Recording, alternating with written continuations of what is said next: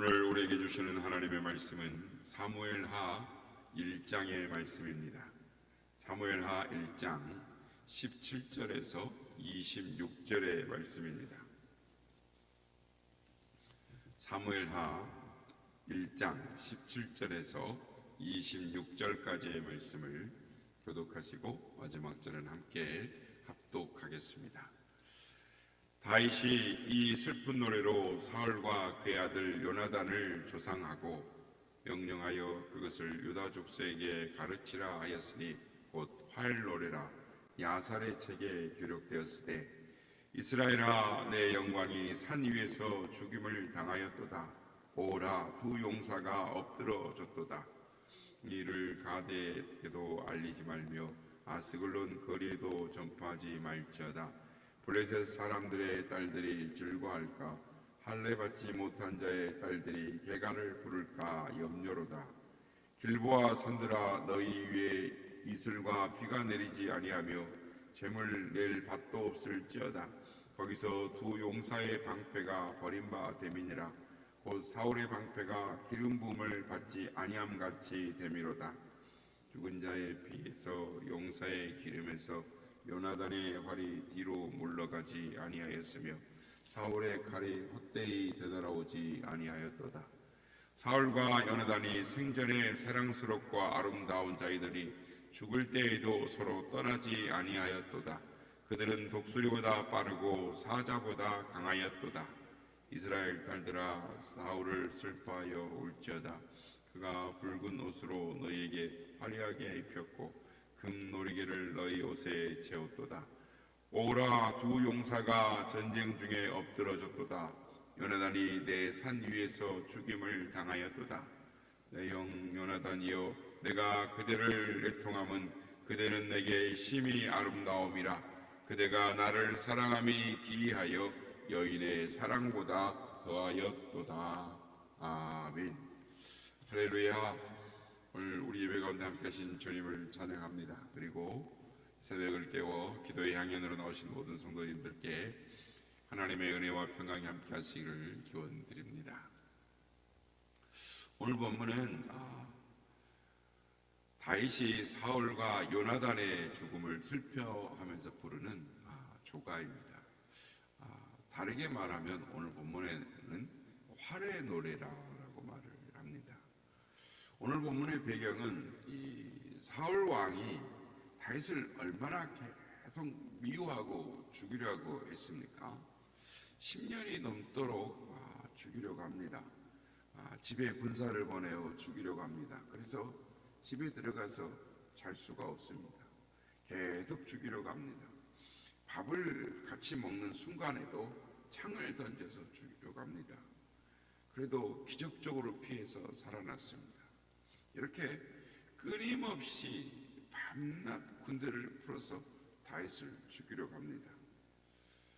그런데 그렇게 죽이려고 했던 다윗은 안 죽고 자기가 오히려 블레셋 군대에게서 아들 삼형제와 같이 길보아 산에서 비참하게 생을 마감하고 마는 것입니다.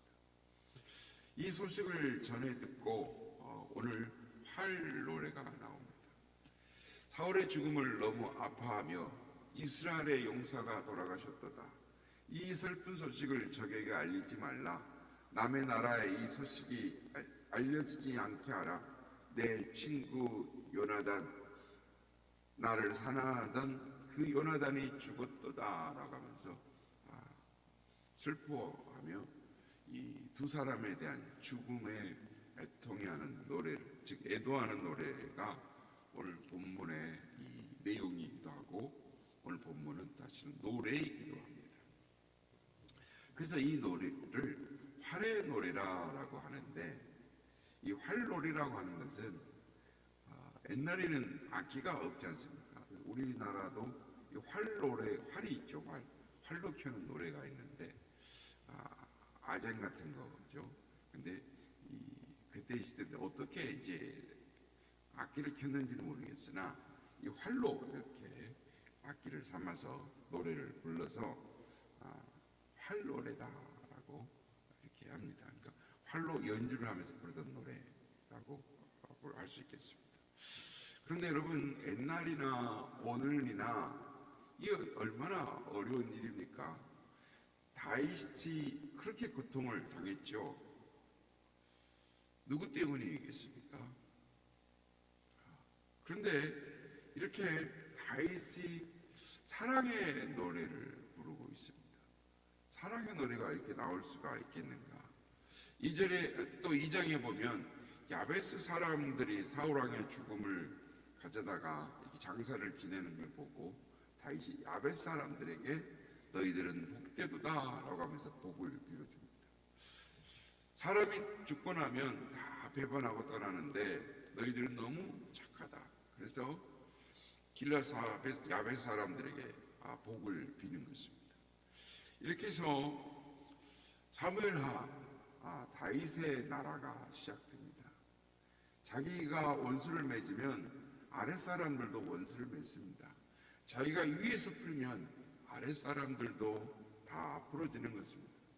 그러니 온 나라가 화목하고 하나가 되는 것입니다. 지난 세월을 돌이켜보면 사울 왕이 얼마나 나쁜 사람입니까? 다윗을 얼마나 괴롭혔습니까? 얼마나 고통을 당했습니까?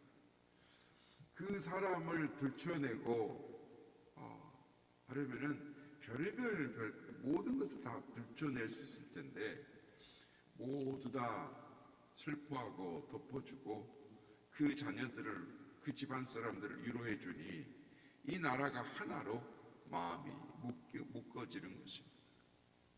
여러분, 사람의 마음이 하나가 되어야 되는 것입니다. 다 하나가 되면 힘이 나는 것입니다. 마음만 하나로 묶어지면 못할 일이 무엇이 있겠습니까?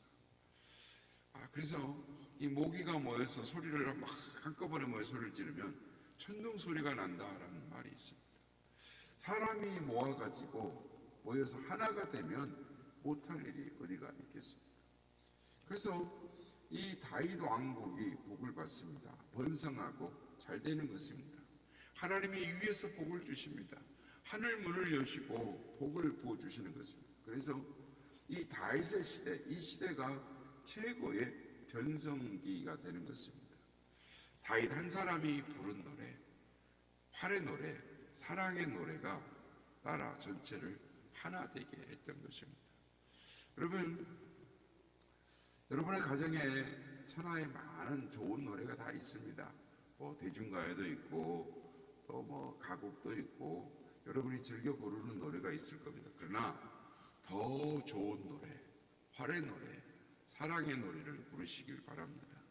용서하고 긍휼을 베풀고 인자함을 베푸는 이 사랑의 노래를 부르십시오. 아무리 가정이 좋은 것으로 채워져도 사랑이 없는 가정은 늘 부족한 것입니다. 아무리 남편의 지위가 높고 성공하고 돈을 많이 가져다 다 줘도 사랑이 부족하면 그 가정은 육적으로 정신적으로 병이 드는 것입니다. 사막과 같아지는 것이죠. 그래서 어느 것보다도 사랑이 귀합니다. 무엇보다도 사랑이 앞서야 하는 것입니다. 우리 모든 성도들은 하나님을 잘 경외하며 하나님으로부터 부어지는 사랑, 아가페의 사랑, 참 사랑, 위로부터 부어주시는 거룩한 사랑으로 충만하시기를 바랍니다.